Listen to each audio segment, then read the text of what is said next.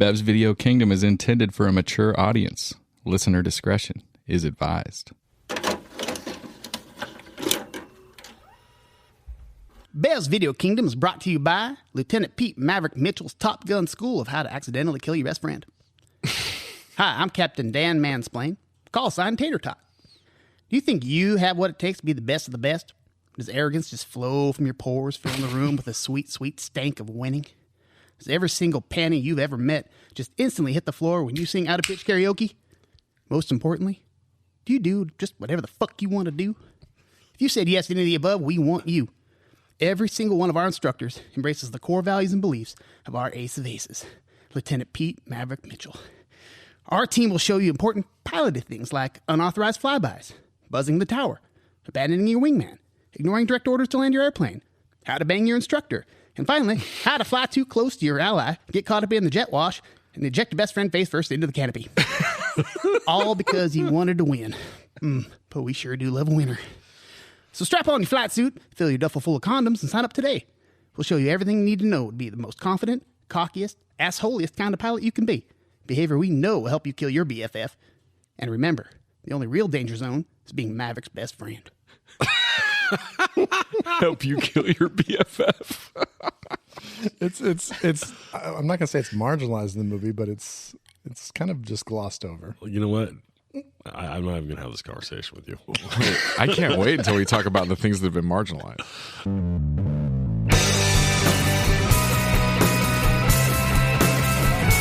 I wanna be at Beverly's, bringing me home with my movies. Just a blind ride, no reason why. I love this scene. Nick Nazak and Brad, your favorite podcast. Let's start this thing. Woo! I feel the need. For what? The need for speed. That's what I'm talking about. We are back. We are Bev's Video Kingdom, and we are Top Gunning this week. Top gunning. So in the fighter seat. So I'm in the back seat. So I'm this not one is the plane. You're the Rio. I'm a Rio. Yeah. I would have spotted you as a Rio a mile away. He looks like a Rio. So this is kind of a good double whammy here because you're listening to this after the opening weekend of the sequel, Top Gun Maverick, which setting some records, I think. I mean, it was 125 million opening weekend. It's the first 100 million Tom Cruise's opening weekend he's had. Yeah. So I mean, it's just biggest opening he's crazy. Ever had. Yeah. And I haven't seen. Has any of you seen it? So No. thank God, because I'll punch you for spoilers. But so I'm actually a little nervous because it's getting so much hype and praise. I almost have seen not a single person say they didn't like it, and I'm kind of like, God, my expectations are just through the roof right now. No, I'm glad none of us have seen it before doing this pod because I was worried that like, oh, somebody's seen it and then they're going to be like smiling or this or that. And I hate when I talk to somebody who's seen a movie I really want to see and they're just like, oh, just wait. I'm like, shut up. So you really want to see the new Top Gun movie? Oh, Tuesday, I think I'm going. Yeah. You already have tickets too, right? I don't yet, but I will the second it makes any sense. Yeah. Scott, you're going to go see it? Can't wait to see it. In the theater. You guys are going to pay money and go see it in the theater? I love Zach's tone of voice. So, Zach, how do you feel about I just seeing wanted the to new make sure Top we Gun? were talking about this. So I love it that there's a diversity of opinion here, and this is one. So it's a double whammy because we're releasing it because it has this sort of connection to the release of the sequel, but it also for me just easily makes my list of like movies I want to cover on the pod. And it's one of those movies for me that has like all the things. So it's a super sentimental movie because of the time of life that I saw it. Like I first saw Top Gun. So it comes out in 86. I was 7 years old. And I vividly remember my uncle. Oh, that's right. Your best friend was ejected out of the Power Wheel, and that's why it was very sentimental. No, a lot it's of like connections. It's one of the first movies I remember. I mean, I saw a few movies before this in the theater, but it was like it was like one of the first ones I had seen in the theater, and then it was the first VHS I ever owned. I got like the big giant VHS like clamshell box for my probably for my like 8th birthday. And so I have like all this attachment to it, but as with movies like that, sometimes they don't hold up. And contrary to Zach's scowl right now, that is absolutely not the case here. I've watched this movie probably 70 times, 80 times, but it might have been a year or two since I'd watched it. So I want to be sure. And I settled in for this one, and I was just like, oh yeah, I'm all in here. Like this holds up and then some. We had to postpone this podcast, and I said to the guys, I said, "Oh, phew, I'm glad we postponed. I haven't watched Top Gun yet. I had seen it before. You had? I had seen it before, and I was like, I gotta rewatch Top Gun for the pod, you know." And they just both looked at me and they were like, "You don't think you could do Top Gun cold without having a rewatch right now?" And I was like, "Definitely not, dude. Yeah. Like, it's crazy that you guys could just speak on this movie at length without." Yeah, that's crazy. No question. Yeah, and I think we were both serious. It was like we had like a window that we didn't expect. And we're like, could we just do it right now? Yeah. Are you guys good? And I was like, I haven't even watched it yet. And you guys were like, well, couldn't you just like recite the whole thing right now? I was like, no, dude. So anyway, so that's Top Gun. It's Tony Scott is the director. We'll pretend to talk to him a little while, but it's not Tom Cruise's breakout, right? He has a couple of movies before this. He's got he's in The Outsiders. He's kind of a semi lead in that, and then he has Risky Business, and he has All the Right Moves. So Risky Business predates Top Gun. Right. The two main ones that he's like really the headliner in are All the Right Moves and Risky Business. Yeah. And then Top Gun. And I think probably safe to say that even though those were obviously big and he did great in them, Top Gun's the thing, right? Like it makes him he becomes Tom Cruise because of Top Gun, at that point. So I'm going to quit jabbering. Like, give it to me, Brad. So Top Gun, obviously, when you're a young kid and you watch it, I mean, you're immediately thinking, one, an F-14 Tomcat is the coolest plane you could ever possibly be in. And two, what do I have to do to be a pilot? Like, can I sign up right now? Like, Right. I'm ready to go blow some stuff up. Like, I need to shoot some MiGs down. Now, enlistment went up huge right after this movie, right? It wasn't. I think I read that somewhere where like pilots. I don't know came out of the woodwork. specific figures, but there was a lot of folks like, how do I get to Top Gun? I'm ready. And I actually had some ideas about getting into actually the Air Force, not exactly Navy, and I didn't want to be a pilot. I wanted to just be a rear seater. Well, now, wasn't your dad a Navy man? He was a Navy man. And you saw this movie, all these Navy guys, and you were like, I want to be in the Air Force. Yeah. The Air Force Academy is what was kind of speaking to me, and I was starting to go through that process, and then I ejected like Goose like a little bit before, just because I was like, dude, you go in for 4 years at the Air Force Academy, and then you do 6 years like full time. I was like, dude, that's 10 years of my life like planned out, and I got hella nervous. I was like, I don't know if I want the next 10 years of my life like programmed like. And you also were like, I don't want to be shot into a canopy. Well, and the other problem is that I had really bad eyes, and they said, yeah, you basically have to have perfect vision to be a pilot or to be in the plane. And I was like, can you get corrective surgery? They're like, no, you need to have perfect vision. You know what you need? The Force. Yeah. If you had the Force, it wouldn't really matter what your eyesight was like. I told them, I said, Maverick and Luke Skywalker are my two heroes. And they're like, sorry, kid. I target Womp and Beggar's Canyon all the time. Yeah, exactly. So did you? Were you a Top Gun fan? Oh yeah, no. I mean, it's now the bigger question for me is once Days of Thunder came out, which was my preferred Tom Cruise action epic, and that's a tougher question. Let's leave everybody hanging on that one. Okay, so Zach, let me have the. So I watched Top Gun as a kid. I was telling Nate this story the other day. My buddy's parents were like pretty hardcore about like what we could watch and what we couldn't watch, and they had a big VHS collection. But at the bottom, you could open up the bottom shelf, and you could see all the titles in there, and they would have Sharpie written crossed through them, and that meant that there was boobies in that movie. That's literally what it meant and to you us. Stole 17 and we were like, of those and we were like, tapes. you gotta watch all of these ones, right? So we put on Top Gun. We watched the whole movie, and I'm like, I don't know if it was. I mean, I guess it was okay, and I was young, but I was just waiting for boobies the whole time. Which you never got. They never came. No. And I was like, A lot of sweaty chests. and then I was like, why did your parents put the Sharpie through this movie? Like, this was like the greatest trick the devil ever pulled. You know what I mean? They were like, oh, they're going to think there's boobies in this, and they crossed it out. But anyways, I remember watching it and thinking like, oh, that was a movie, you know?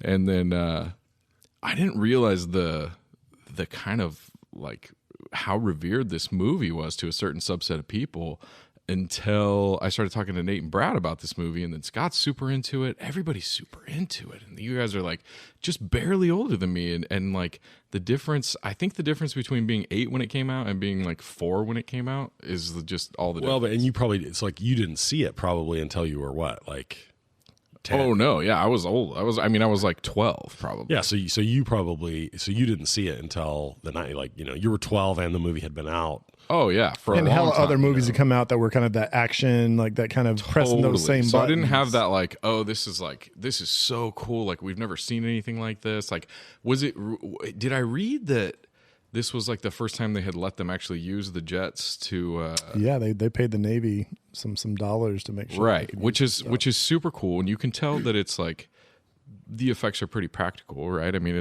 they're not pretending to fly those jets. It's pretty legit.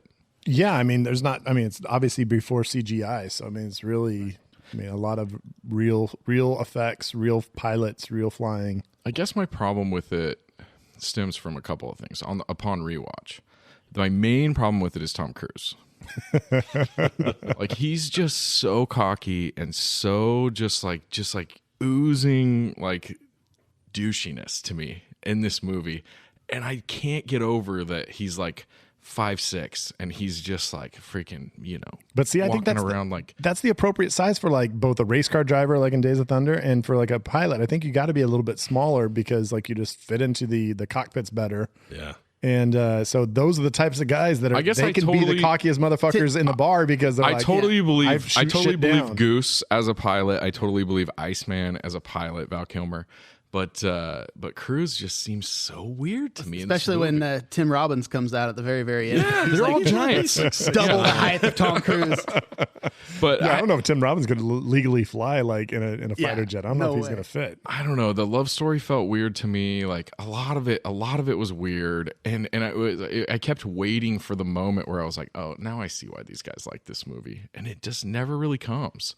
I don't know. I can't shit on it too hard because, like you guys said, it's like I think part of it is the time when it came out, and like we talked about Terminator. You know what I mean? It's not the greatest movie ever, but it had or Terminator 2, like the special effects that it had and the things that it had, like Jurassic Park. Like Jurassic Park's a great movie, but at the same time, it's like what it represented for when it came out. You know what I mean? I think is a big part of it, and I think I just missed that, unfortunately. Yeah. Yeah. This was 100% movie theater experience movie. I mean, I'm a little older than all you guys, and I definitely saw it in the theater. I think I was in junior high, and you'd never seen the scale of like airplanes flying around and on the big screen before like this without special effects at all. And the fact that these are real planes, we're just going, these are real planes. This was real, and it was just like in the theater, it just really just took your breath away. And it was, oh my God. I didn't mean to say that. And the minute I started saying it, I wanted to stop myself, but I couldn't. God damn it. I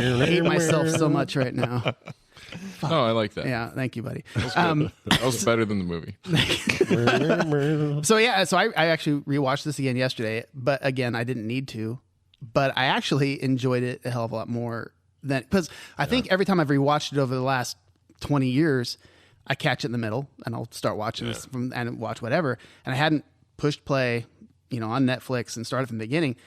That intro is fucking amazing. The build up with the soundtrack just slowly building and then them working on the planes and getting ready to launch. Steam and the sort of like smoke kind of coming across the screen. Just expertly done. And I got goosebumps. It was just, I was like, why am I getting goosebumps? I've seen this movie dozens of times and it got me one more time. I'm not sure there's a better like action movie intro that just sets the scene very calm. It's not over the top, and it just gets you like fired up. Like, you know what you're in for. You're like, okay, this is gonna be some fighter jet shit. This is gonna be like the music is going to be a big part of the movie. Just everything about it is Yeah. perfect. I love the intro of this movie. So I put that definitely in my notes. So one thing about timing before we and I think it is for me, a bit part of it is like goes back to that timing, but it's also one of these movies. It's a very Cold War movie. Like, it has the feel of some of these movies from the 80s, right? The other one you think of as like Rocky IV, Oh, yeah. But like, You watch both of these and you're like, oh, the Russians can't fuck with us. yeah, They got no chance. It's definitely like, I don't know that there's any argument here that this was like intentional propaganda, but it is incidental propaganda, no question, right? It's a very like America wins is the hero against Russia kind of a movie. So you're saying you don't think it was intentional? I'm saying I'm not saying when I say that I just mean it wasn't that the government was like sanctioning or pushing this as propaganda. No. Like literally, I just mean, but it was propaganda in the sense that like it fit that time and that like attitude. Government wasn't mad at it. In Top Gun, they mention Russian MiGs, but I don't think they actually are like saying like, are they saying they're Russians, or do they ever actually like specify that? They never say who the enemy is, but I mean, they look so Russian, and I think they're Russian design MiGs. Right, They Russians don't say sold that the they're MiGs. fighting Russians or like They call them MiGs, right? And that's what Yeah. the Russians flew. I But mean, they would sell them to all Yeah. sorts of different countries. we that sell would- our planes to other countries too. So how Russian does Iceman look? He looks like Ivan Drago's little Thinking it was brother. more like Finnish. Drago's little but brother. Yeah, he was definitely one of the USSR states. for sure. Exactly. Yeah. So any other opening thoughts before you guys want to dive in with old T. Scott? I mean, I have a lot of questions, and some of them might be for T. Scott, but I do have a question just for us. What is animal night at a club? I was trying to look this up. They say it's animal night at the club, and is that a specific designation for some type of like? I know there's like ladies' nights and Animal night? industry nights. They say on the sign outside the bar it says animal night, and I'm like, what the fuck does that mean? How It's have like I watched this movie so many times and never noticed that? this one was God. like I was looking for things and I noticed that I was like, well, I've never heard of an animal night. At Maybe a it's bar. like a furry thing. Yeah, you like dress up in a Yeah, big, Yeah, but I didn't see didn't see anybody the in canvas. costumes. Yeah, there was no. well, it checks out. Animal night, That's what they Animal call it. night. Animal night. like animal style. Animal friends. Maybe you're supposed to wear like animal prints, like it's like cheetah. Yeah, but nobody. Everybody's got uniforms on, or like I don't know. That is interesting. I did not notice that. Maybe that's the night that they rehearse for when they're all going to sing together. Okay, so I want to bring this. So throw your complaint out because I have some responses to this. So I just don't get how they're supposedly in like a new place. I Yeah, turned my phone they just off. went down to Keeps- Miramar. So they're in a new spot. They don't know anybody there. They go to the bar, and all of a sudden, the guy's singing, but everyone like comes in like it's a fucking flash mob. They just met these people. Iceman is singing. Yeah, like they've been at this bar before or something. No. So, but Have they been at the bar before? no, because they're just singing because they know the song. Nate's like, no, dude. They just heard a song that they know and they started singing along. There's I'm a microphone, sorry. and like There's a they microphone, it they're was singing very along. planned. Like they knew what they were doing. Okay, but your point, Zach, was that like this was not a super well known song that they would have like sung along to. Oh no, I don't know about that. And what I'm saying Okay. is that All right. what I I'm thought that saying was is it. that no. What my point was that like it was very choreographed and weird and seemed out of place. Okay, Much like a lot of the scenes in this movie, the volleyball scene and don't talk shit about the volleyball scene. I mean, the volleyball scene was super interesting. we're gonna talk to Tony about that. Okay, so I thought what you were gonna say, and when we had this conversation elsewhere, you were like, how do they? You were sort of making the argument that this wasn't a song that necessarily would have like provoked a group sing along. Okay, so You've Lost That Lovin' Feelin' debuted in 1964. The film comes out in 86, so it's 21 years old. It topped the Billboard Hot 100 for 16 or for a couple weeks, and it was on the top 100 for 16 weeks, which was unusually lengthy at the time. So this would have been a little bit like if today somebody went into a bar and started singing like Fresh and Clean by Outkast. Yeah. Like it was like that level of popular, or maybe more popular. than Okay, that. well, I think that's a terrible example, but maybe if they were singing like "I'm so fresh and so clean" by Outkast, I mean, maybe if they were doing like Macarena or something. Yeah, that's similar. Yeah. Yeah. But it'd be something from about that era. right? Right. Like I don't- early 2000s. I don't super fault them for popular. knowing the song, but everybody jumping in like they're all the best Exactly. buddies that have been hanging out this bar for like 15 years is a little Like, weird. oh, Mav's doing his thing again. No, dude, he just got there. Well, I can only tell you that I used to just spontaneously try to start singing this song pretty much any chance I got, anytime C-Dub was around. Oh yeah, you did that with CW. A lot. What was the bet? What was the bet between Mav and Goose? So was Carnal it- knowledge. Carnal knowledge. But it was either of them could get the carnal knowledge, right? Or you think it was just, or you think Goose was a good husband and he was just like, oh, I'm just gonna bet you, Mav, that It was a you He's can't." the ultimate bet wingman, for- man. He is the wingman for life of all Okay, situations. I was actually prop bet love for that. Mav. I love that angle that he was like the ultimate wingman, and he was just like Yeah. such a wingman that he was like, I'm gonna motivate this guy to get pussy right now. Well, he said he says he's like Mav goes, even you could get laid in a place like this, and he goes, I just hope I can find someone to talk dirty to me, which was like like I'm a married guy, I'm not going to cross any lines, but some girl wants to talk a little dirty to me, maybe that's okay. The one line is kind of weird. So carnal knowledge of a female this time. It was weird. Now, Implying- was he busting his balls, or was there actually an incident? That's like I was watching this time. I was like, it was I weird. had that question too. Yeah.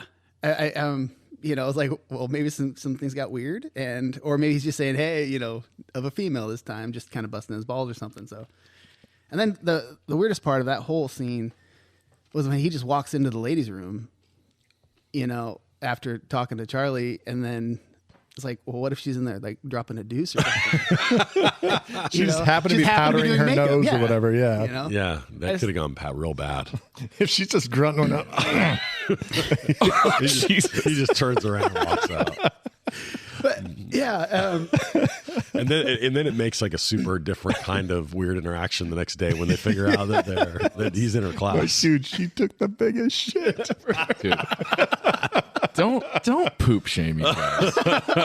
Oh man. Okay, so I do have I'm not going to say any names here, but I have a colleague who thinks that Girls don't poop. somebody we worked with, that one of their first days, that we had a meeting, and thinks that they farted like in their chair at the meeting, and he swears this. And so of course, anytime anybody sees this person, they're just like, I don't know if she did or not, but that's what he says. But it's a woman. It's a woman. Yeah, Fart shaming, bro. I know. Terrible. horrible people. So the other thing that struck me this time, and again, this is sort of a function of watching it for the pod, is like just how many quotable things I've said a lot over the years. Like what? Like what do you say? Oh, talk to me, Goose. I'll say talk to me Goose anytime it might be appropriate or not. I just throw that out. Negative Ghost Rider, the pattern is full. Okay. That's That's a very that's useful in many 100 times a month. situations. That's one that I've heard quite a bit. Yeah, so that's a big one. Just shouting in a weird, awkward situation. I want some butts is always it's a good crowd pleaser. But negative Ghost Rider is like one that I heard quite a bit. I never knew where it came from until this rewatch. Yeah, and I'd heard that for years and years. I feel the need for speed, not as much, but like that's one that I've definitely said a time or two. And then this isn't exactly a quote, but the double up high, down low, reverse back hand slap. Oh yeah, we've done that 100 times. And I think, and it's kind of probably petered off a little over the years, but like in the late 80s, early 90s, if you didn't do that, like what were you even doing? Where you Slapping give them the hands. high five and then keep walking back by and give around. them. Oh, yeah. Dude, I taught a bunch of kids on my baseball team that move, and then we were doing the one where you give them the high five and then reach down and grab their leg. Like you kick their Oh, leg yeah, back and that's- shake their leg, dude. They love that. So Nate, have you ever said, "Take me to bed or lose me forever"? Oh no, I haven't, but I have some commentary about the sex in this movie. Cougar, Or lack thereof. you stink is pretty solid too. Oh no, it's Slider. Oh, Slider. Yeah, okay, so that's the other one. Slider You Stink is an Stink. all-time great. And it's like a great cut because it's so like not there's no other way to interpret it. It's like real direct in a way that's uncomfortable. Like it's true because it looks like he actually does You're stink.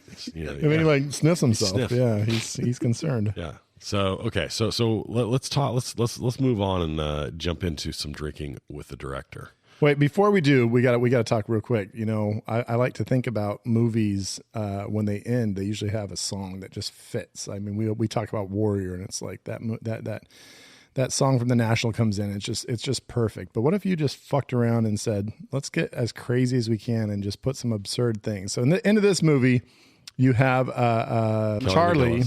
Unbeknownst to Tom Cruise, she puts a little money in the jukebox and she plays the song. You got that love and feeling, right? Yeah. You lost that love and You feeling. lost that love and feeling. So The whole bar sang it, right? no, not the very end. Oh, they didn't know the words very that end. time. He just looks around and then he goes and he Okay. sees Well, it. she does some really stealthy ninja shit too. Yes. She puts like if you look at where the jukebox is, I had this exact how the comment fuck did she this get that quarter Did in? she just select the sprint? song, and she was around the corner. It sneaks in, Yeah. sneaks the other side of the whole thing, and then like Appears behind appears him. out of nowhere somehow without him seeing. Right. So what if she would have put some money in that jukebox and then all of a sudden you hear, hey, we want some pussy. Hey, we That's the want some song. pussy. Two Live Crew. It's time appropriate. That song had come out by the time this movie comes out. So it actually works. And it works on a couple of different levels because Kelly McGillis, I think, is a lesbian at this point. I think she has a wife or a girlfriend. or You something. mean now? Allegedly. Yes. I think No, I don't think it's allegedly. no, she's definitely married to a That's woman. real. I like that a lot. Yeah. So, if that would have dropped and then he would have turned around and his head started bobbing and she kind of looks at him, So- gives him a little look, it would have been a different ending. So I was giving some thought to your new kind of category here, which is it's starting to become a normal thing, which I really enjoy. And I didn't necessarily do it for the end. I know. So you have the ending. I have a couple other scenes, and one is the scene right after Goose eats the canopy. I believe I can fly. As he's floating down into the ocean. Little Luther Vandross. No, that's R. Kelly. That's R. Kelly, bro. Oh, is it? Oh, yeah. That would have been Actually, inappropriate. I like that a lot. And then I also like to maybe have us think about some new songs during the love scene that Nate likes so much. No, don't even. Let's not even joke about Let's throw that. a song in. You don't What wanna can we, change what can we throw in we there? can't change "Take My Breath Away." Can't change it to lick it up, lick it up. Little kiss, huh? So I will. Yeah, I have There's a lot of tongues in that. I have a lot of deep. This is all As right much on tongue point as here. in the love scene, yeah. I've never seen anyone. Well, God, okay, let's just go there. All right, should we bring Tony Scott out? Do you get wait? No, does no, anybody no, else no, have no. any- Nate wants to go there. We're going to talk about the sex scene, and then I'll give you my song. So, okay, so this is another thing that was important to me here. Is like, okay, I'm 7, and I was, as we've talked about on this pod a few times, Aggressively sexual. I was a bit of an early sexual 7. So at 7, I was like, yeah, like that's at some point that's happening. But like other than like running into a Playboy in the canal a couple times when I was 5, I didn't really have any idea like what any of this kind of thing was going to happen. Dude, So a good canal Playboy. well, that's a story for another Great day. name for a band. Now Playboy. So I go to the movie. We get Take My Breath Away starts to play, and I'm like, this is the first time I've seen any enactment of like a serious sex scene. And as has been pointed out, like no sex scene before or ever after was quite like it because there's an enormous amount of silhouetted tongue licking and like Lapping. penetrating. Yeah. So like they kiss and like you can see the silhouetted mouths and like the tongues like shooting back and forth in. Yeah. And then like, she like licks him from his Adam apple up off his like flicks it off his chin. And I was like, okay, so that's what you do when you have sex. Yeah, I knew that's where you were going. It's made for some terrible like initial makeout sessions for Nate, where he was just like, no, I mean, I think flickering his tongue at a girl's face. I think I probably some of my potentially bad. I think I'm an okay kisser though, but I'm just saying I think I probably kiss like Top Gun. Like I think I'm a Top You think Gun so? kisser. I don't know. So you'd like to apologize for all the young ladies that you Yeah. kissed in the few years after this? No, film? I think he's saying Or that it's for- worked or out now. great for him. No, I mean, I'm Maverick just, led him astray. yeah, no, I'm just saying like I really was like, oh, this is representative of what sex is like. I can't wait to talk to your wife, who is also a big Top Gun fan. So maybe she's into that. Maybe that's like her first She was like, yeah, that's how people kiss. And then she met Nate, and she was like, this guy gets it. This guy saw Top Gun in '86. And because "Take My Breath Away" was playing, "Take My Breath Away" will forever be the sexiest song in the world to me. So like, it's a very, so like, so it does figure in, and I won't tell the whole story about it, but like my wife and I, have this is a bit of a connection. As you say, she's a Top Gun fan. So when Berlin came to the Santa Cruz Beach Boardwalk, like it was like a big thing for us. We went and made sure we saw. I'm glad you gave that qualifier. It was a big thing for us. Now, is it on, if you have a lovemaking playlist, is it on the playlist? Oh no, it's not on the playlist. It is. It is The playlist. Repeat. No, like twice. The Pandora station that is like designed for that was like play songs like Take My Breath Away. And it's like Sinead O'Connor and maybe the one chick. Who's the chick that just stands there and sings super awkwardly, and she has like crazy stage fright and she can't look at the crowd? Is that Feist or something? Not Feist. I do not know. Not Saya. No, I'm talking about, or Sia or whatever, but I'm talking about the chick that you're going to have to edit this out. So that's pod gold, right? Don't edit shit. So it's also similarly, the Final Countdown is the greatest pump up song of all time, because I heard it when I was like 8 at the in the old gym at the high school when they were good basketball teams, and I was like, oh, so this is what's awesome when you get pumped up for sports, Mm-hmm. So, but it's one of those things. It's like, it's not a great song, but man, to me, it's like Mazzy Star. That's who I'm thinking. Star, okay. Actually, Mazzy Star, Fade Into You. Yeah, that's what I'm talking about. That song right after your song about licking and breathing. Oh yeah. Okay. So just before you go off that real quick, I just wanted to, my notes say excessive shadowy tongue kissing. That's all my notes say. Nothing excessive about it. Okay. It's exactly as much as it needs to be. But what's funny is you for years claimed that, like I had said before, that I had gone to see this movie when I was 7, and you were like, dude, there's like tons of nudity in this. There's not. And you now realize. I was like, there's not. There's just obscene amounts of like chin licking. Yeah, it's just weird. It actually it feels a little more awkward than nudity in certain ways. It 100% certainly felt very intimate. That's why your buddy's parents put the black line through it. They're like, whoa, there's way too much. They're like, this kind of turned us on. Like no question. All right, so my song for the end. So for the end, the song that they play is by the Righteous Brothers, but the song they got the wrong brothers. They should have played Ebony Eyes by the Everly Brothers, which is a song about a guy who's waiting on like his to-be bride to show up at a small airport until they find out that the plane crashed. Wow, dude. That's appropriate. I had no idea where you're going with that. Wow, that's solid. Okay. The only song I can think of that she should put on at the end is an obscure song by a band called Circus Survive called "All Your Friends Are Dead."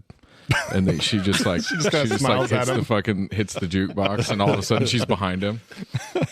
Oh man! All right, so T. Scott coming on out, but first, as is always the case, Drinking with the Director is sponsored here on Bev's Video Kingdom by Last Call Brewing, brewers of our own Bev's Video Kingdom BVK IPA. Yeah, which they might run that. They say they might throw another round of that out. Yeah, I think we're in some talks to hopefully negotiate another batch of that delicious brew, because it was a fan favorite. There's still some existing beers. There are. I have a few in my fridge. Nate has some in his fridge. They're the first ones I'd seen in a while. I have some too. I was just at my in-law, my wife's dad's house, and he has one in his fridge that I left there. So we all got a little secret stash. Were you like, thanks for drinking the beer I left you? They're not real beer drinkers, so I'm not surprised. In fact, they tried to take, like, there was a 4-pack they wanted me to take home yesterday. They're like, yeah, this is kind of taking up room in our fridge. I like to have beers when I go over there, because they don't usually have beer. So, but they're like, yeah, we need room. I had a party for my baseball team today, and I had a 12-pack of beer on ice for some of the other dads. But the whole team was coming over. I thought you were going to say for your team. I was like, that's a hell of a coach. So you guys had a great season. Gentlemen, you get your first Coors Light today. 9 and 10-year-olds. Yeah. I had like a 12-pack of beer, and I get a text from one of the parents, and he's like, hey, we're thinking about heading over, but I just wanted to know, is there going to be alcohol there? And I was like, yeah, I think there's a couple beers if you want one. I thought he like wanted one. Oh no. And he's like, yeah, we're not going to come. And I was like, damn it. Dude. Wait, what? Yeah, they didn't come. I felt bad. Like Religious or maybe some they're problematic religious. stuff? They're religious, but I just like, I felt bad about it. I was like, it wasn't worth having 2 beers at the party for them not to come. You know Were they what I mean? delicious beers? Yeah, they were good. So what are you drinking, Brad? I've got some delicious karate in the garage. Last call. It's got a little movie reference for us from the Step Brothers, and it's a tasty hazy double IPA. It's got a little kick to it. It'll I kick drank in the some noggin of it. if I you drank some of it yesterday, and I got noggin kicked for sure. Yeah, it'll thump you a little one just to remind you that there's some alcohol in there. So, but it's tasty, super delicious.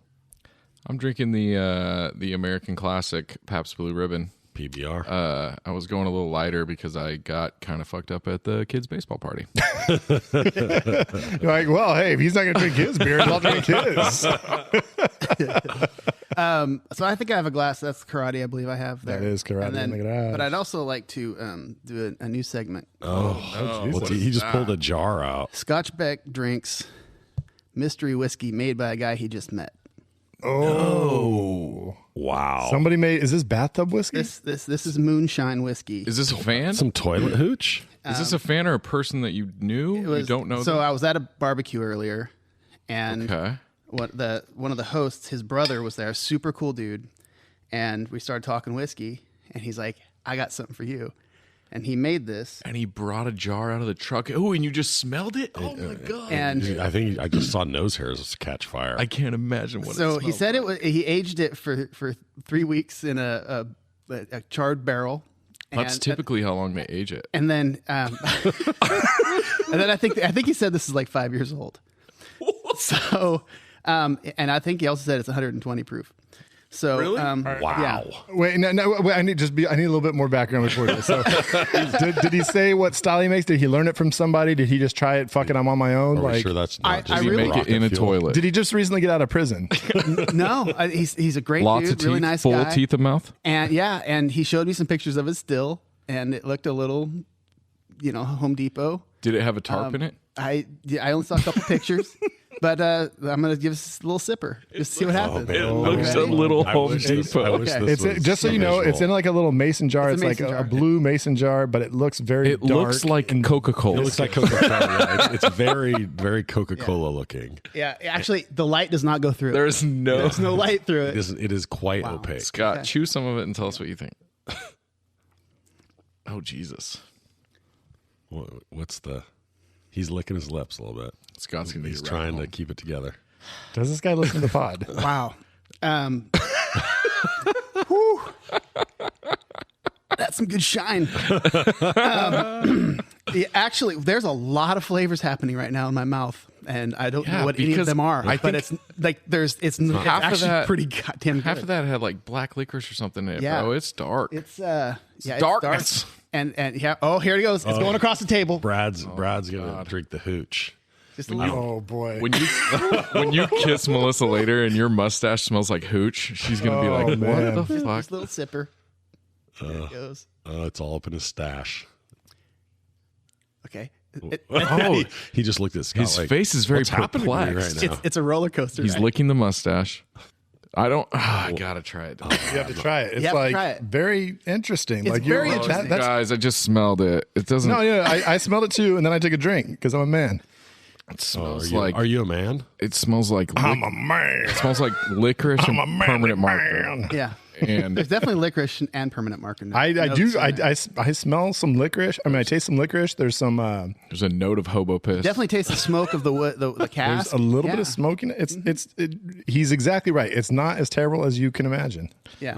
I feel like this guy was like, I had it in a smoky casket for 3 weeks, but he just like put a cigarette out in it and then fucking put the lid on.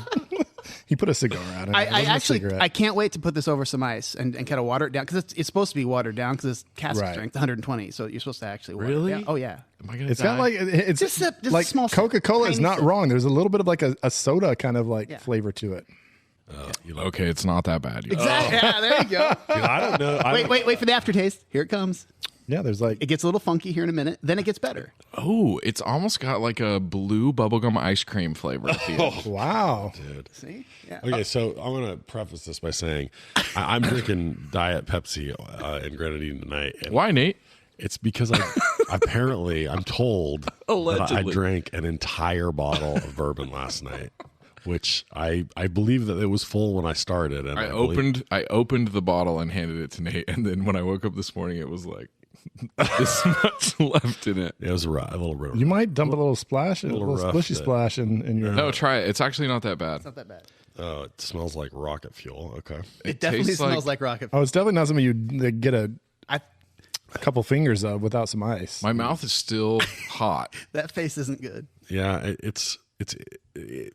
it's like somebody thought they were gonna make scotch, but then they accidentally started just to burped make it. like Jaeger and like they did. Oh. There's some Jaeger in Jaeger. there. See, It's that's got what I'm saying. Jaeger. That's It's that soda that's flavor. a It's black almost like It's liquor. like halfway. It's like a Scotch Jaeger. It's like a space-eyed Jaeger. This is good pod. Yeah. All right. So this is the Top Gun rocket fuel. right? Yeah, man. we just Okay. drank some rocket fuel. Well, since we're already off the rails here, I'm gonna keep us going off the rails. So Scotch brought this crazy hooch and surprised us with it. I have another surprise. So a while back on the pod, Zach told a story for you. Those of you, I think it was on the Hoosiers pod. I don't remember which one for sure.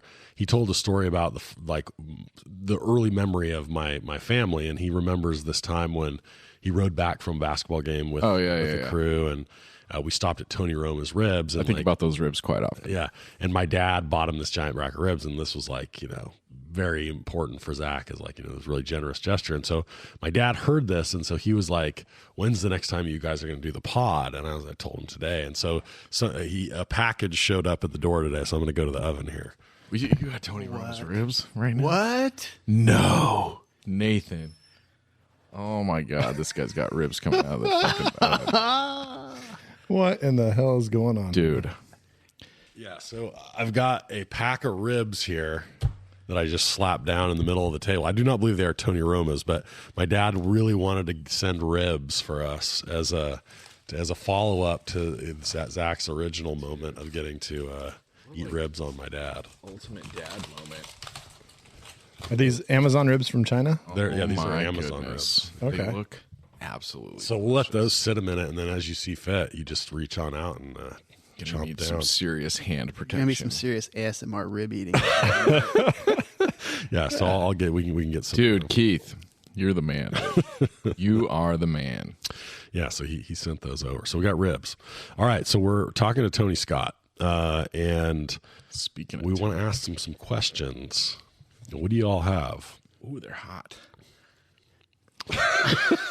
So Tony Scott, I mean, it's funny. I mean, so he and his brother have made some of the most epic movies of the 80s, 90s, 2000s. And it's just wild to think that two brothers are doing definitely different styles. And my first question would be like, so why didn't you guys work together? Why did you not get along? Did you have different visions on how movies? It just seems like if you're both this into filmmaking, you would be like, fuck it, let's make some movies together. I'm sure, I don't know, maybe this is a very non-thoroughly researched pod, but maybe they were like their best critics and helpers and things like that. But it's just funny that they're just doing their own things and end up making some, absolute American classics. So what are some other Tony Scott movies? The guy that did Top Gun. So you've got he did Unstoppable, which was the train that wouldn't stop with Okay. Well, he does With He Denzel. does Days of Thunder. True Romance, Days of Thunder. True Romance is dope. So good. Yeah, no, it's a classic. He did let's see what else down here we've got. And that's the same guy that did this Top Gun movie? Oh yeah, Were He you is- he so is that pissed when you same went guy. expecting Top Gun and then you got True Romance? Were you like, what is this actual good movie?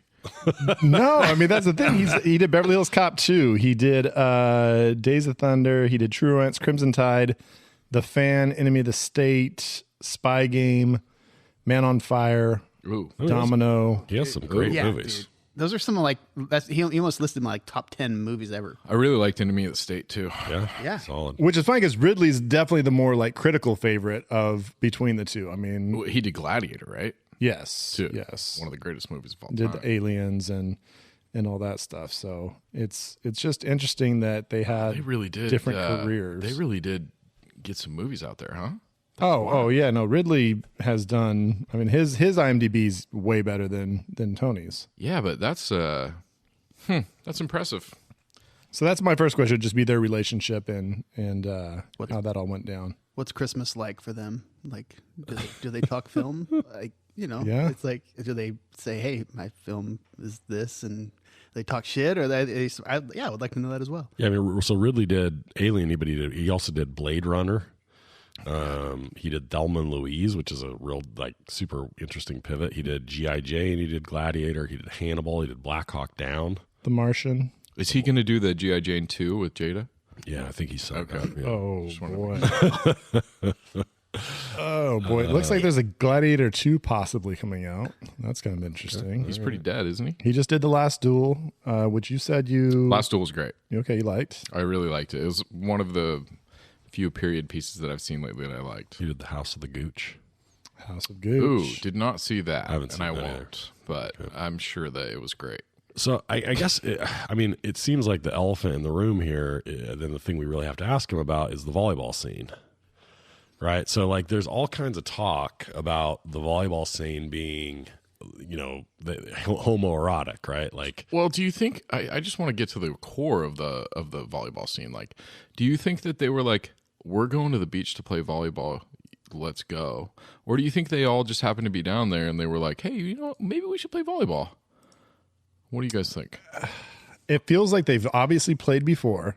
yeah. So it's often, but again, how long they hadn't been in Miramar that long before the volleyball scene. Thank you, Brad.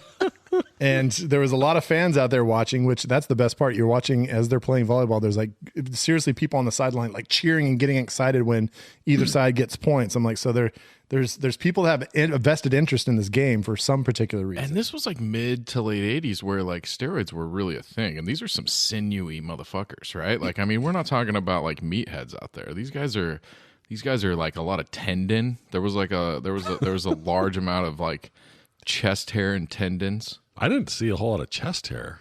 What? No, it's oily, pretty oily oily, bare bro. chests. Let's rewind it. Was there hair? I don't remember anybody with any chest hair. I mean, the oil is covering up any hair that you might see. I thought. Well, Mav is wearing jeans. Yes. So Mav's jeans are. That's a question I have. Is like why the choice of jeans, which I love, by the way. At a certain point, we're led to believe that Mav is spiking the ball.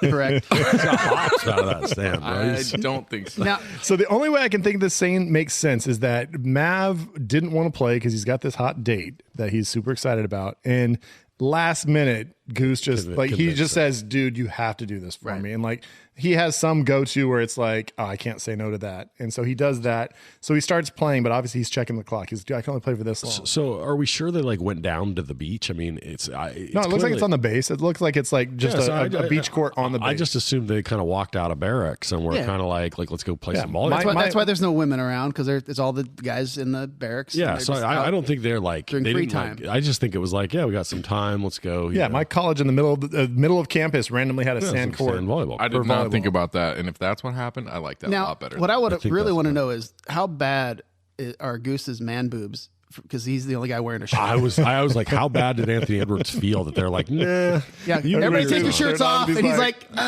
like, He starts taking it off. No, not you, Goose. Yeah. Was that a director's call or was that like Put it back on, Goose. cinematographer? that's what I want to ask Tony. Hey, was that your call? Was that Who made that call? Yeah. Is Anthony Edwards just really uncomfortable?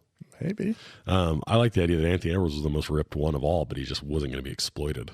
Or Tom Cruise said, "Motherfucker's not taking his shirt off. Like I demand this." I don't know if Cruise had that clout back then. Not but yet, not yet. I feel like nowadays he definitely would. If Yeah. there was some dude that had like a better body, he'd be like, "Fuck you, you're keeping your shirt on, and I'm gonna have my shirt off." So I played a lot of volleyball back in the day, and I would say much like my kissing prowess. Shirted volleyball? Both I went both ways. Okay. But I would say that like I probably learned some of my early volleyball moves from this scene. It's not great volleyball. I mean, like, so it's an interesting. I actually remember I went into it this time watching it thinking like, yeah, the volleyball quality of the volleyball here is really terrible, and it's not that bad. Great, but it's not that bad. Like it's there's some unbelievable hand clenched little like Double hand bump. not is not kind of great technique. That was bad. That was very seventh You don't grade. set with double knuckles. But I come back to the original question, which is like, why is it necessarily homoerotic? So like, and I'm not saying it's not, but I guess my first reaction would be, especially at the time, right, would be like, well, this is a movie that like lots of like heterosexual women are going to see, and like let's put some dudes out there shirtless for them, right? I think that was the intent. I just don't think it really worked. Like I think they were saying this is for the ladies, and it's just to me it's just weird. And for for homosexual Of course, guys, yeah. sure. But I'm just saying, but it always comes off as though it's like this stealthy, like, is it because Tony Scott's a director and he has these like long views of these like shirtless dudes that are oiled up? I mean, I think it's the song as well. Playing with the boys. I mean that It is. the song I think is what does. These are the most really for me. veiled references, guys. I'm not sure. I mean, I've got some Shag Snag Body Bag coming up. This to might be talk the, about this might be this, my so. this may be the 8% talking, but I'm all in on the volleyball scene. I just the oil just like why did they have to oil them up like because this is the 80s and in the sun if you didn't oil up you wouldn't get a good sunburn. Which is what everybody wanted at that time. In general, just not even just this scene. I mean, this scene obviously takes it to another level. But I don't know if you guys noticed, but the entire movie, like how much? So it was a $15 million budget, I believe. How much of that budget was spent on sweat, fake sweat? Because when they're in the cockpits flying the plane, they're just covered in sweat. That on the submarine aircraft thing? carrier. It's It's an aircraft carrier. Yeah, Oh my god. they're all drenched in sweat. Cougar in the opening scene is just Oh my God. sweating buckets. Like, is there somebody on set that literally has a spritzer going around just making people 100%. sweat? I don't know if it would be that hot in the cockpit because once you get up those they don't have air heights, conditioning? like and at those heights, like I mean, the air is very much a lot colder than it is down. It's below freezing up there. Yeah. Yeah. Well, and, I don't know. And in the locker room scenes, I mean, there's just Lot of sweat. it's a veritable steam room. Well, and at all smoke, times. smoke and fog is just. I mean, we talked about this A actually. lot of Well, it was fog machines. on our old Zoom day, BVK. We did Days of Thunder, and I don't know if we'll ever bring it back, but we talked about the fact that there's just smoke pouring out of everything. It was foggy in as that movie. hell. Fog and smoke just erupts from all sorts of places just for no good reason, and they did this. Tony Scott carried that over from Top Gun because you look at that. You look at that aircraft carrier and there's just smokes coming out of everything and fog and just it's crazy. Since we're talking about smoke, why in the hell there's no way a commanding officer would be smoking a big old cigar in the middle of a control room on an aircraft carrier with all that equipment, that expensive equipment. He's sitting there sucking. Oh, I think that was a thing. Back then, dude. Yeah. Dude, they smoked cigars inside. everywhere, man. No, There was way. a lot of smoke. 80s, you were still walking to Dude. restaurants and they were like smoking or non-smoking. I mean, that was I mean, you were smoking. People were smoking in but- planes in the 80s and like in passenger jets. In Die Hard. Yeah, So it's playing directly from the volleyball scene into one of what I think is one of my favorite scenes in the movie. But why is he late? Like he's looking at his watch. He knows what time it is. He really like he's that excited about this date. But then he decides, yeah, I'm just going to play. I'm going to play like an extra 20, 30 minutes. How late is he? Is he an hour late? I think it worked out for him. It did, but I'm saying, but Yeah, was he? you don't really know how late he is, but the way he reacts to his watch, he's like, kind of, God damn, Yeah, so he it acts must like be he pretty didn't late. want to be late either, in some ways, but maybe he did. Maybe it was a play. He was he was negging. He was He negative. was like I'm going to show up late. And that's going to make her want me even more. Well, he definitely. I mean, the line when he shows up, like I'm just going to go take a shower, is just all timer. Yeah. right? Like it's just that like I'm going to immediately give you the feel that like I'm going to go be naked and wash off the sweat that I just picked up at the volleyball game. and he also learns what time it is because if she says no, you fucking creep, like hell no. But I mean, as soon as she says yeah, he's like, okay, I'm in. Fuck. This is a lock. Yeah, no, it's such a great move on his part. All right, what else do y'all want to ask? I want to ask, why is just Charlie go psychotic at one point and just about crash her car and run over people? I mean, like she's supposed to be this very composed, educated woman. And all of a sudden she just goes ape shit and just loses her mind and like almost kills some people. Because he didn't let her finish. She's in love with him.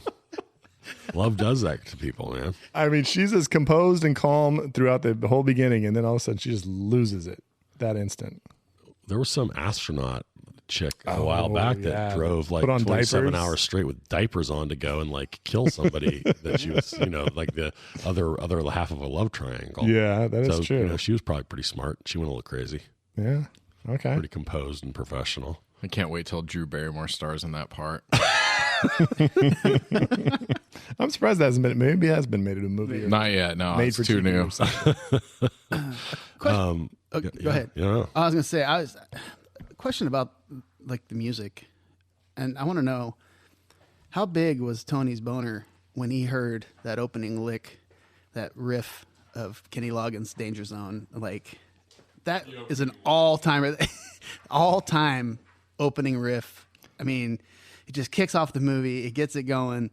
And it's like, I've always wondered about, I would literally like to ask him this. I wouldn't ask him how big his boner was, but You might, though. I might. But like that process of selecting music, like, okay, Kenny Loggins is going to do the song. Does he record a whole bunch and present them? Or is like Kenny Loggins is so badass, he's like, here's your song, there it is. And like, so I've always been curious about that process of how everything works. That opening part with Faltimar is just like, God, that's just that dun, dun, Oh, dun, yeah. that's just such a great part of the Such a build. And then right into Danger Zone. It's Right, like then yeah, we just that's what go I'm saying. straight into the 80s. Like it's like just Well, and then later they mix it with that riff, the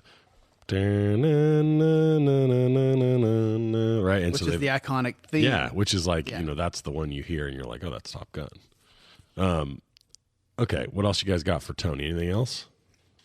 Anything else you want to? I think some of my question would be like just some of the stuff about like Charlie, and I'm not trying to be sexist here or anything, but the 80s, like obviously I think there was a time when it was probably a lot less female presence, especially, I mean, they weren't allowed to be fighter pilots at that time and things like that. So it's like, how much credit would a female civilian like have as far as like being a part of Top Gun? Like it seems like she would have a limited role. To say that she knows everything about like jets and stuff, I don't know. He respected her enough to kind of clown her in front of the whole class and then immediately try to fuck her. Immediately try and bone her. Yeah, I mean, I would say that's par for the course for old Mav. Why does she have a call sign if she's a civilian? I had that question too. Yeah. What was her call sign? Charlie. Charlie. Yeah, her name's something else. I can't remember. But Really? Yeah. Yeah. So her call sign's sign Charlie. Weird. Yeah, she says that. And she has a doctorate in astrophysics. She must be getting paid a bunch of money. Oh, you got to think. Well, she's living good down there in what Beach I assume house. was She's got a nice place on the beach, freaking slinging all sorts of little pilot dick at her. And then I know in the fighter pilot scenes, it's like I know especially in the last one where it's like lives are on the line. But it seems like so much of their language is not very technical. You would think that fighter pilots would have very technical language, and it just half the time just like, where's he at? Where's he at? He's over there. He's over there. Like they're just like yelling things, and it's like I'm gonna fire. I'm gonna fire. it seems like it would be a lot more technical language that they would be saying. But I know it makes for a better movie when they're just like screaming at each other and stuff. But I don't know. I would ask him, I would be like what? They're in two separate airplanes. And his idea to calm this other guy down is to go fly his airplane next to the guy that's just flying super erratically and be like, I'm just going to calm him down. And it's like, dude, he's going to kill you. Like He's gonna just tap his wing a little bit. Exactly. It's okay, baby. It's okay. Like he was going to go give him a little hug or something like that. I thought that was super weird. It worked, didn't it? No, it did. I'd like to ask Tony, who does he think is at fault for Goose's death?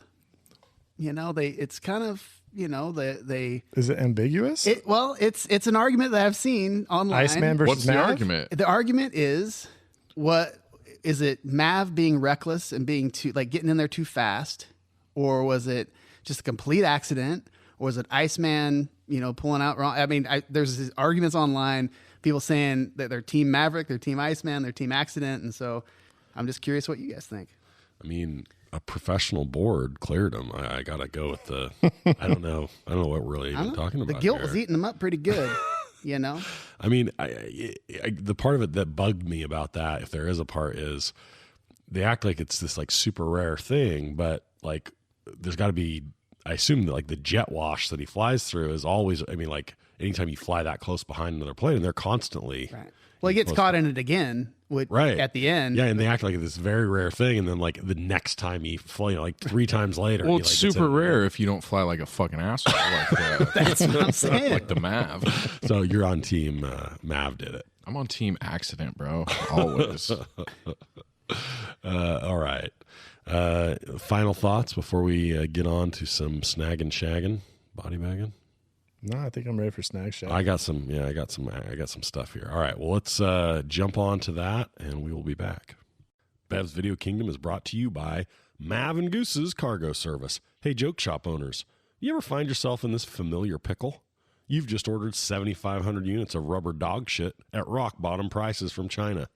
But now your crates are just sitting in a cargo hangar in Hong Kong because no pilots want to fly through enemy airspace. Yeah, I thought so. Happens all the time, right? Well, not anymore. With Mav and Goose's Cargo Service, you'll get the best fighter pilot in Rio the Navy ever dishonorably discharged, safely dodging missiles, going inverted, and buzzing every tower from Taipei to Miramar to be sure your rubber dog shit makes it safely into the hands of the 12-year-olds that you're swindling out of their lawn mowing money. Mav and Goose's Cargo Service, carrying your shit since 1986. Dude.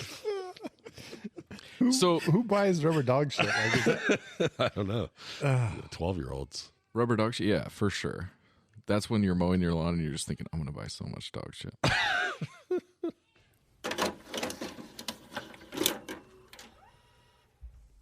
Okay, we are shag, snag, and body bagging. oh yeah, are we? Are we shag, snag, and body bagging?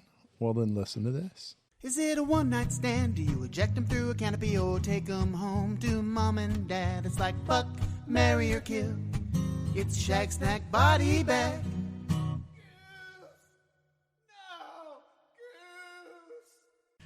Did you just hear it? Scotch almost ejected his microphone. Oh shit, it's playing again. Well, we're hearing it again. Oh, it's too late. Fuck.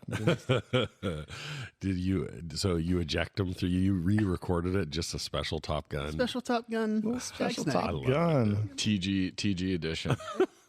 You eject him through a canopy. Oh, man, you know what? You're all extra in all the best ways, Scotch Beck. Thanks, buddy. So did Goose die when he hit the canopy? Yeah, broke his neck. So he snapped Oh, the neck. really? Yeah. Now I have heard. Like a gooseneck. Yeah, because it's weird because at the end, because he's kind of face down in the Or maybe water, I head thought maybe he injury. drowned, but like as I watched it this time, it looked like his neck just kind of snapped forward. That was I always assumed he broke his neck. In my research, I've heard that like when you eject, it's like the amount of G forces that get put on your body, like it can wreck you. Like it can basically end your career ejecting from a jet that's like flying going full speed because it just the amount of like it basically shoots you out of a rocket. I mean, and the fact that the canopy is supposed to fall away first, and when you're in a flat spin, it's just kind of cruising with you. So that was the problem, is that he's going straight down, and the canopy just hung there, and that's why he hits it. It's going the same speed. He was too tall. That's why he hit the ceiling and fucking 5'6" Mav just fucking floated off into the sunset. All right, so we're shagging first, right? We're figuring out what's that thing that we like. We want it bad. We want it now. I'm not necessarily going to take it home with us, but Oh, I'll tell you exactly what I'm taking home, and that's that playing with the boys in the volleyball scene. I mean, I hear that song and I just get a giant smile on my face, and just for all the right reasons. It's a great song. It's just a purely just Kenny Loggins at his purest, 80s, just a great little synth and everything, and like it's fun. And the scene is just bonkers. It's outstanding. It's the perfect match of just what you see on the screen with the music that's playing, and I love it. It's not that long either. No, I thought it was like a longer, like drawn out, like they were like really gonna get into like the points of the game and stuff. and Sliders, just his little like hands open little flex. It's perfect. it's perfect. There's The so much volleyball scene greatness. is great. Can't get enough of that volleyball scene. Slider. Slider, you stink. All right, what are you shagging, Zach? I'm shagging just impromptu flash mobs in the bar. You know what I mean? You love it when people I'm just sing shagging together. just like you go to the bar and you're just like, I look around. I'm always like going to the bar with Nate and Brad and Scott, and I'm like, guys, all right, yeah, you know, and I'm like, I can't wait. We're looking around trying to figure out who's going to start singing. Like, we know it's not us because it's not our night to do it, but we're like looking around at all these guys. Like, I wonder what song that guy's going to sing. You know what I mean? And Someone so, starts singing So Fresh and So Clean, and we all go off. You're with a bunch of alpha dudes in a bar. I mean, the over under on 10 seconds before somebody says, "Hey, shut the fuck up." yeah, 100%. And I mean, a fist fight's probably I started. hard disagree. We're stepping on my body. I think back they're drinking, they're having a good time. Somebody starts singing a song that everybody knows. I mean, they're going to sing, man. There's some camaraderie there. You're the dude that doesn't love musicals. I don't, but I love a good impromptu bar sing. I just, you know, you see a lady at the bar and you look at your buddies and you're like, all right, Chumbawamba on 3. You guys ready? I get knocked out. And then just like kind of jump out of the rafters. You say it like it's a joke. Well, I'll do that any day of the week. That's definitely my favorite part. All right, Scotch, what do you got? Charlie in a baseball cap. Oh, Girls in baseball caps is kind of one of my things. I don't know what it is. Is it her Top Gun hat? I don't know. Tom Skerritt was wearing the Top Gun hat. I don't know what she had on, but She has a Top Gun hat in her apartment. yeah, I don't know. It's just I've always had. You throw a pair of glasses on there too with the baseball cap, and that's it. Fun little fact about that scene: that was a reshoot. I've heard, and so she had already like grown her hair out. It was a different color for Witness. I think she was filming with Harrison Ford. yeah, that's right. That's why they put the cap on. They put the cap on her because her hair was a different color and everything. And that's Tucked why her down. the lovemaking scene is like so shadowy and like They did that too. yeah, Right? because Really? her hair was totally different. They decided to add in the weird licking scene. Yeah. Yeah, because she had her tongue. No, people were like upset that like, oh, why don't they have like, why is there not a love interest? And they're like, well, fuck it, let's make it happen. Like, fuck, where is there a girl in it? Oh, the teacher? Okay. By the end of the movie, Mav had, Tom Cruise had convinced her to turn into a Scientologist. So they're like, okay, now we can do a love scene together. Well, that's right on right because my shagging is the shagging. I'm telling you, I know that it seems funny and there's a lot of jokes at the expense of the silhouetted tongues. A lot of jokes, but I'm dead serious. I'm dead serious.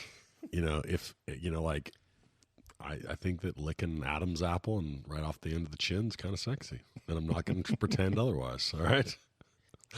Well, this isn't my shag, but to go off of that, Thank you. That is to me the worst shag ever because the minute I heard my mom say that "Take My Breath Away" was their song now because of that movie, it was ruined for me. Your mom said that? To my dad. Oh, nice. And Yeah. That's Nate's I jam. didn't need to think about tongues and my parents. Was there ever a shut door and you just kind of heard that No. like a tape player? No. Yeah, you did. You did. You don't want to think about it, though, do you? Damn it. I don't even know why I brought this up. You son of a bitch. Why'd Well, we're going to bring it up now every pod, so you're welcome.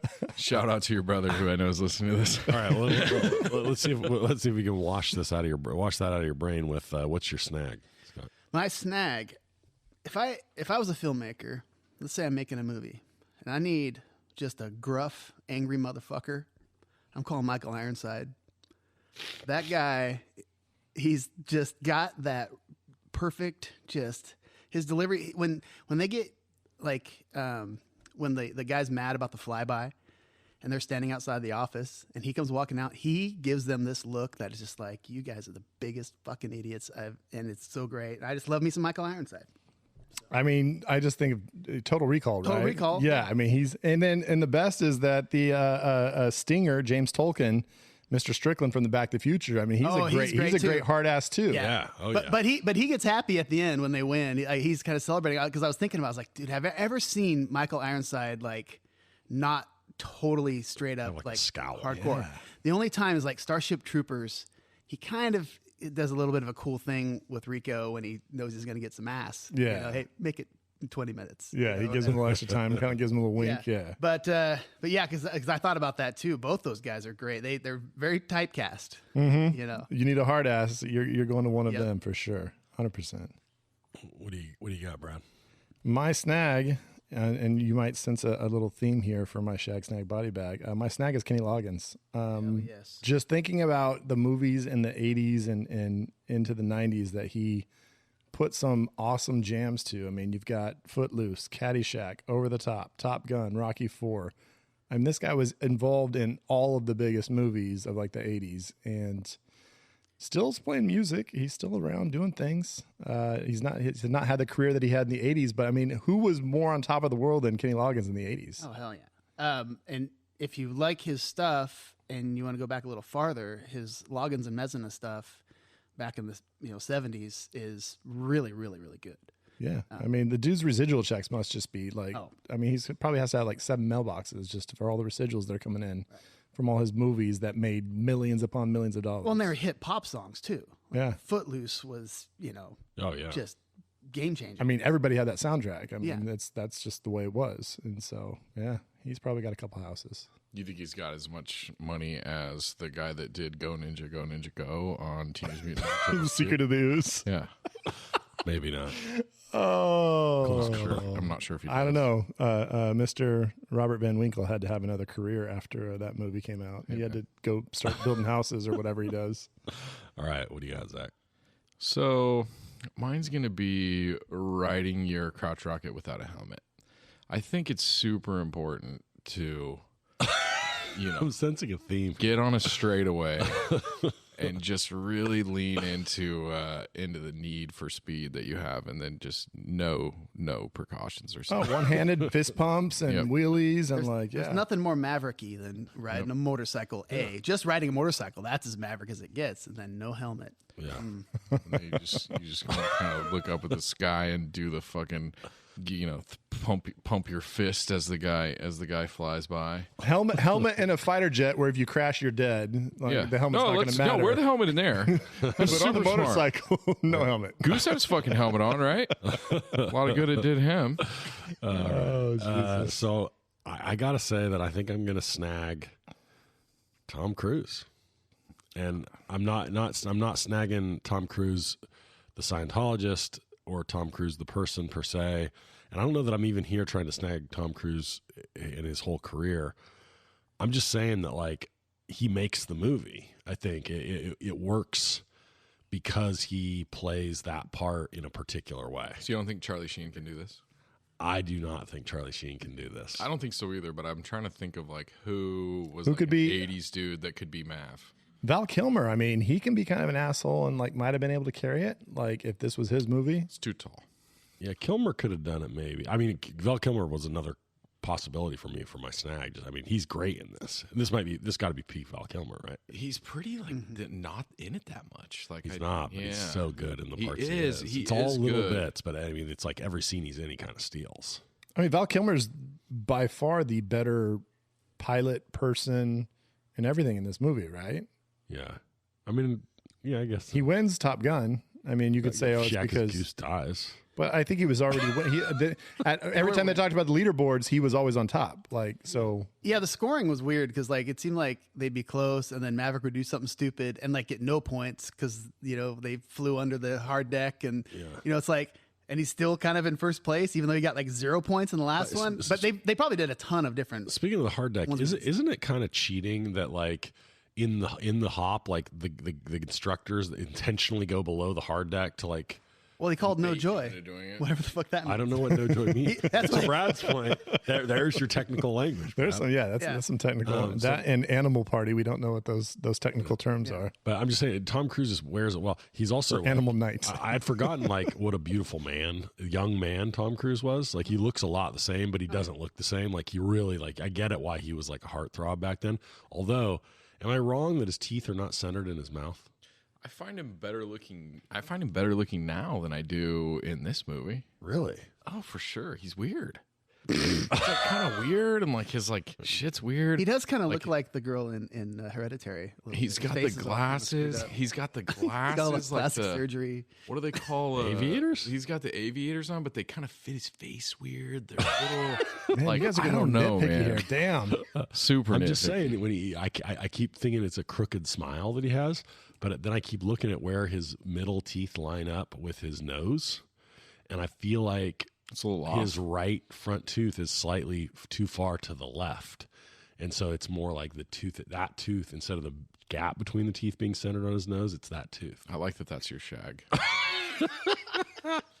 All right, so we're on to body bag. Zach, why don't you kick us off here since I think you've now had 2 body bags prior. No, I mean, I don't really have a body bag from this movie. I think it's really good. I'm glad that we watched it again. I plan on watching it many, many times going forward. Your body bag is how many hours you're going to waste watching this movie? Oh man, I mean, in the future? I might just quit my job and just fucking just inject Kenny Loggins straight into my veins, right in between my toes. Oh man, I've got nothing I can say bad about it. What do you got, Brad? My body bag and my theme, of course, is the volleyball game. So my body bag is Tom Cruise leaving the volleyball game like an asshole. Like, I'm sorry, but when you've got a good buddy and you're in the midst of competition, Rubber match. and you've got the rubber match, like, I mean, this has obviously been a very serious game. You're already late, bro. And you're already late, and you don't even really know this woman. You plan to take a shower at her house when you get there. Like, why not just be like, Such a let's finish weird the game. assumption, too. Like, I'll just shower at her pad. No, it was a move. He wasn't really in a shower. It was a line. This is the first time I've ever thought of it as a move. Actually, you It's an that up. unbelievable. I think That's it's amazing. I think it's a move at the same time as it's like you gauge what you do next off her reaction, right? Is that what you're saying? As far as a move? I'm saying it much more simply. I'm saying you say to her in a way that like can come off. It comes off as an obvious joke because she doesn't really think you're going to take a shower. But you say it in a serious way. You're coming in, you're kind of sweaty, and you tell her like, so she's like seeing you sweaty, which is kind of a like can be a sexy thing. And then you're like, oh, I'm gonna go shower. And so she's got to think about you going into her shower and taking off all your clothes. You and really being think naked. so? Oh, 100%. Oh no, I don't think so at all. I think he was that's like, the move. I'm gonna fuck this bitch right now, and I smell, so I need to go take a shower. I do not think that's what I got sand in my ass I do crack. not Like, think that. I need He's like, to. we're about to do a lot of tongue probing, and I think that I She's should gonna lick probably my shower, chin and it's gonna Yeah. be salty. So Yeah. I better shower. No, but back to the leaving the volleyball game. I want the alternate scene where they stay on the volleyball game and it's like Goose turn around and be like, somebody want to play with me? Like, does he like, and then does Iceman just now like deflate because his whole point is like, I got to fuck over Mav. And like now he's not even in the game anymore. He's just like fucking playing half-assed because like he's not showing up Maverick. Like, does he give They're up? done. They just all go back to the barracks. You think they just, the game ends? Game like, over, yeah. like They they're go in just the like, barracks, fuck, touch, Tom. touch they each go- other's Mav, balls. Mav's fucking leaving. They all go take showers. In the They got a lot of grease to get off. Yeah. They have to work that grease Lot for of a little grease. while. Okay. What do you got? They got to shower with Dawn dish soap to get the fucking They need some lava. cuts through the oil. All right, Scott. What do you got? Impromptu singing. Oh, come on. Dude, I fucking Because you love it so much. That's why you're saying no, it, right? no. It's Oh, you're not being facetious? I fucking hate impromptu singing, and so here's the thing, because this comes from a personal place. You know, I've been around musicians my entire life, and amazing musicians or whatever. But Matt Brown, Andrew Woodworth, these guys that I've played music with, will be out and about, whatever, doing whatever. All of a sudden, they'll fucking start singing or whatever, Yeah, I fucking hate it every time, even though they're good singers. And there's one time I was actually a buddy of mine. There was a girl who apparently she was a singer, and he thought that we would hit it off. And so we started talking. We went to this restaurant, and we were just gonna hang out. I thought we'd like each other. She dropped a few bars on you Dude, at the she restaurant. we started talking whatever. Also, middle of fucking Buca de Beppo or wherever the hell we were. She starts going into her like loud. And I'm like, what the fuck are you doing? Why are you singing right There's now? no cameras in here. Yeah. More vibrato, bitch. This isn't American Idol. So anyway, I've always hated impromptu singing, and this scene makes me uncomfortable every time.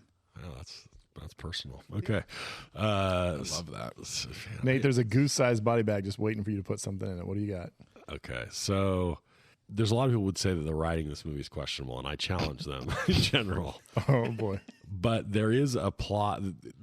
The point at which Goose dies, and then both Charlie and Tom Skerritt and Viper go full tough love. Like they're just like keep sending them. It's been 3 days. They're like, nah, put him back in a plane. Like there's just no way. And then like a week and a half later, he goes to graduation, and they're like, okay, so You need to go fucking fight we've some got real a jets. full class. We've got 5 teams that have gone through Top Gun. we'll send 2 and then Mav. And not only are we going to send him after he's been traumatized and hasn't done any real particularly great flying since then. Hasn't been tested since. He'll grab a Rio when he gets there. So we'll put him with somebody that's like rando. Well, that's what I was thinking. Like they're just like the teams obviously don't matter if Mav hooks up with Rando when he gets. Well, to the Rando place. was Boy Genius from Die Hard, the guy that cracks the safe in no, Die that's Hard. who. That's No, at Top Gun. It's Tim Robbins on the aircraft. And so, it's so Merle. this Okay, is yeah, that's this is the cherry on my like shit sandwich Sunday, which is they send him to the ship and they're like, okay, who's going to be his Rio? Let's grab Merlin, who already was traumatized by Cougar, who lost his shit, That's right. and throw him in the back so that he can now have to worry about another pilot who's like not like feeling real good that might go ahead and just crash the plane. So, Like I'm like, that's How all. stoked does that guy have to be? They're like, oh, we got a new guy for you. They're like, who is this? Like Maverick. Like, oh, he's really good, right? Yeah, he killed the last guy he flew with. Exactly. Jump in the fucking plane. Yeah. no, it's None of this would happen. And I'm piggybacking off this a little bit. I also have this so this crisis pops up, right? And so there aren't any other pilots. They're gonna pick the guys that are literally graduating, and 24 hours later they're gonna fly them to the Indian Ocean, which is where the aircraft carrier is. And these are the guys who are sending on this mission. What about last year's class of? They're probably some pretty good Oh, no, pilots. not even in that last year. class. She says You at know? one point, I see 20 new hotshots every 8 weeks. Right.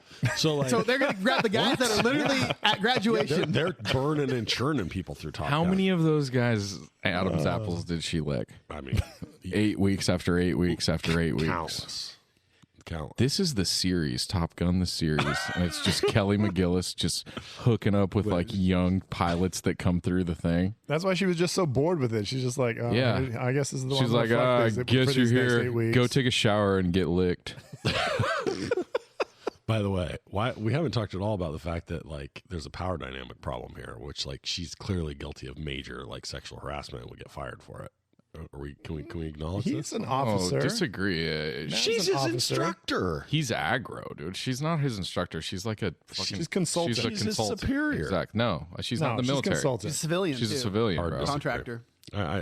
She I think the identifies opposite herself way. as an instructor. I think Mav's got some serious Okay. some serious predator vibes going Sounds on. like in some this. sexist bullshit to me, but okay. All right, so that's our Snag Shag body bag. Don't you dare talk about Kelly McGillis like that. And it is that time where we try to offer some suggestions, some recommendations, if you will, to our listeners.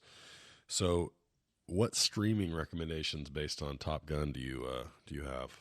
I'm going to go with the most obvious here, and that's going to be it worked with a fighter jet and Tom Cruise. They said, "Fuck it, what if we put Maverick in a stock car and just see what happens?" And they did that, and you got Days of Thunder, and it's available on HBO Max. Dick Trickle.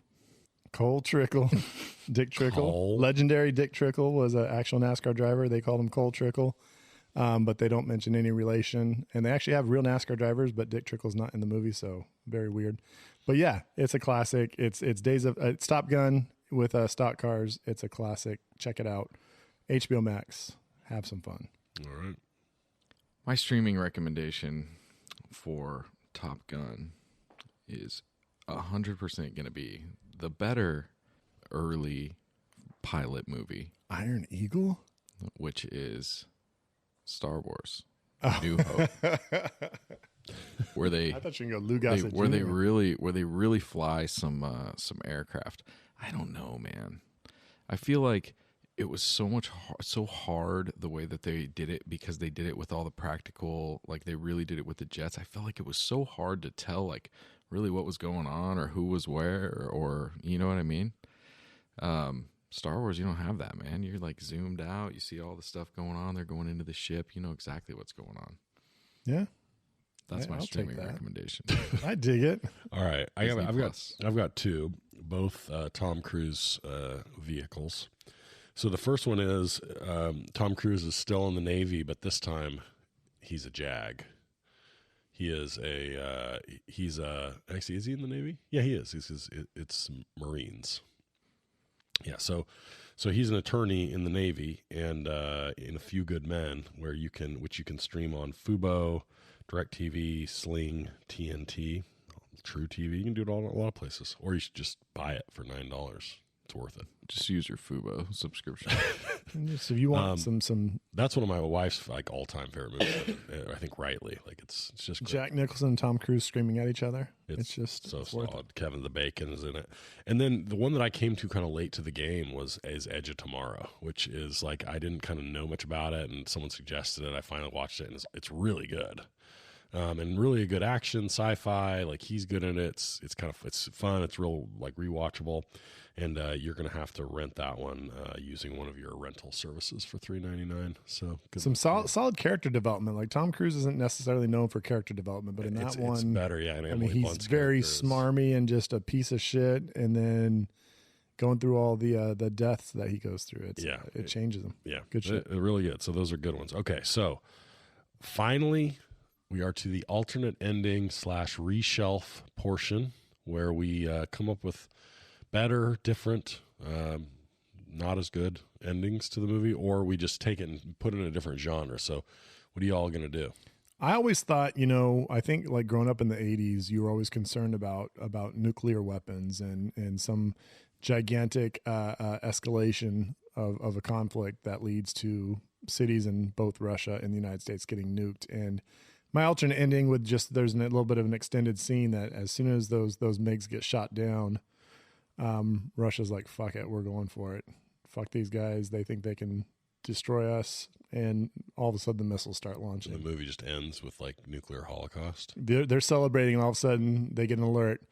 We've just got a note that 7 missiles are launched towards American cities. And now they're like, I guess we should just stay on this aircraft carrier and just not go to land because that's going to be bad. So I love that. I love that Maverick, I think you even take it a step further and Maverick does something real stupid and cocky.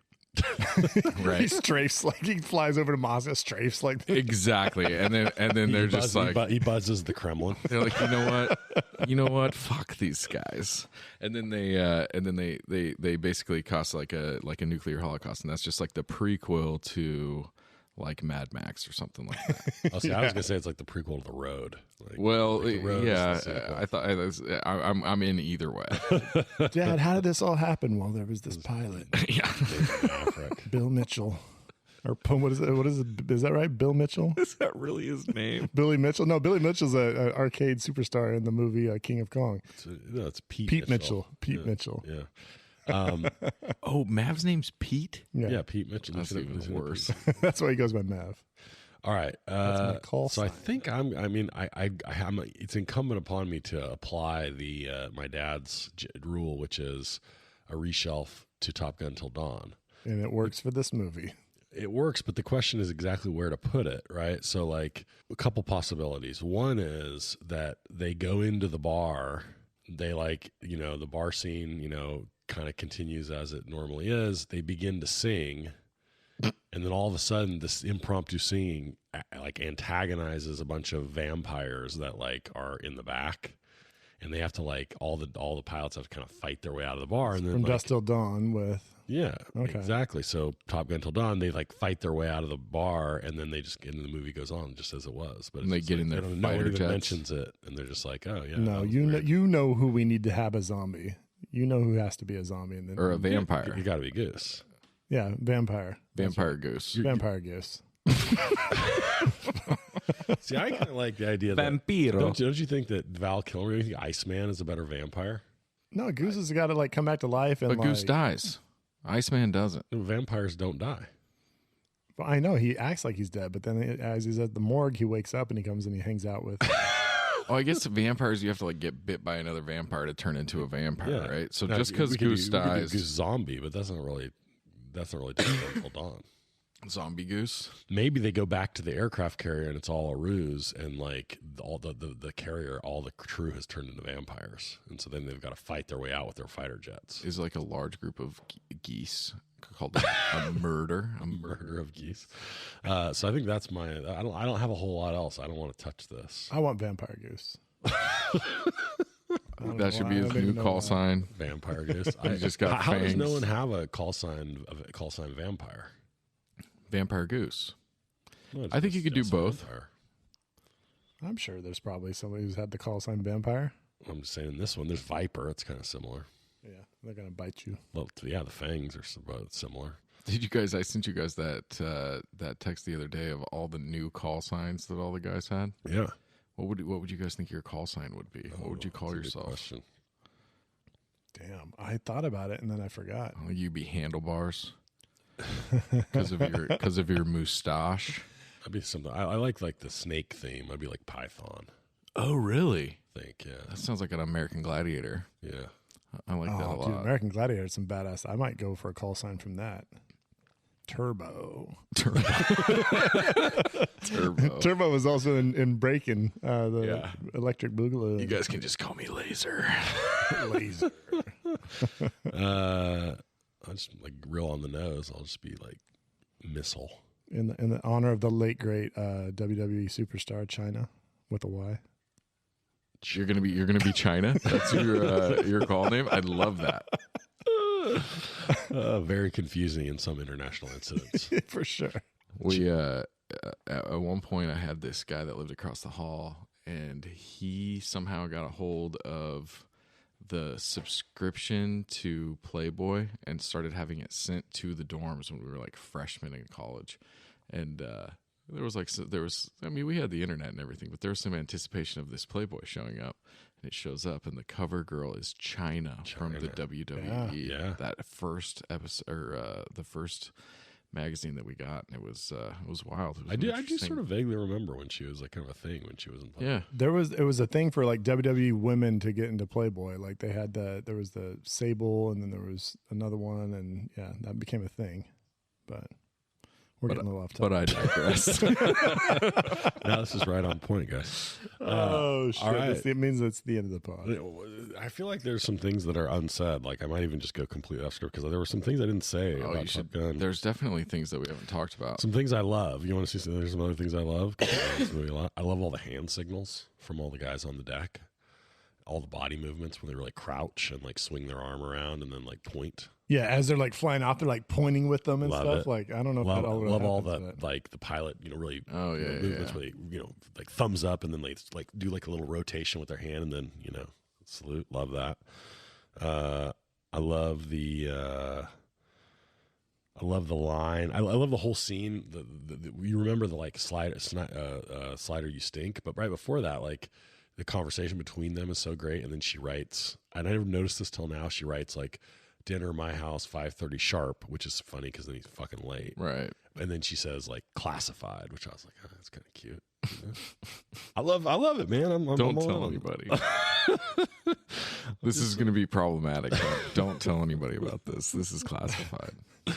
So I'm just saying. I'm just saying. There's a lot of things to like. I mean, the final thing is like one, they don't seem like they're even close to the same age, and then do they end up staying together? I guess that's the final question. Well, we probably find that out if we watch Top Gun Maverick. Oh fuck! I forgot that there's a sequel. Yeah, it's out. That's Out now. That's I'm actually literally why supposed we're to see doing it. this pod. Yeah, I'm supposed to see it Tuesday. There's literally every second. They better explain and have some good explanation. Oh, of for this. sure. Well, it's given that like Jennifer Connelly seems to be his love interest in this, and that like Kelly McGillis isn't in it. I'm going to go ahead and say that. Maybe he took her up in a flight and then. Oh, and then he shot her. in the ejected her? canopy? Oh, Charlie. That's my call. That's my premonition for the. That's your like. That's the Gap movie. The Gap movie is that like the one where he goes into another jet wash and Charlie gets. He's got a picture on his mantle of Goose. Oh man. Oh, he sheds a single tear each time he sees him. Well, on that note, that's been Top Gun. So our draft. We got a draft Yes, we do. next week. You get to hear us draft the most memorable Tom Cruise characters. There's a lot of them. A lot of them. So come back next Tuesday if you're a Tom Cruise fan or if you just really like Scientology. Yeah, we're gonna have a pretty deep, in-depth discussion about Scientology, I believe. Yeah, that's definitely on the list. Super highly researched and just nuanced. I mean, we back a few months ago, we walked by the Celebrity Center in L.A. So we're pretty in much Hollywood, experts. and I think it kind of they must have some like signal emitting because I'm feeling. It rubbed off on us. yeah. Scotch Beck has already donated. He said he donated like $1,000 to him. Oh, yeah. Thanks, Scott. That was fucking generous of you, bro. Particularly excited tonight about technology. Yeah. All right, so we'll see you next week for the Tom Cruise draft, and until then, go watch Top Gun like 6 more times. Sounds good. All right. Or there's probably a good movie you could watch. See you later. Bye-bye.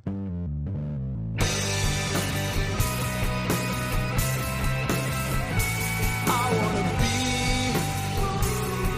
at Beverly's, bringing me home with my movies, just a blind ride, no reason why. I love this scene. Nick Natak and brag, your favorite podcast, the star.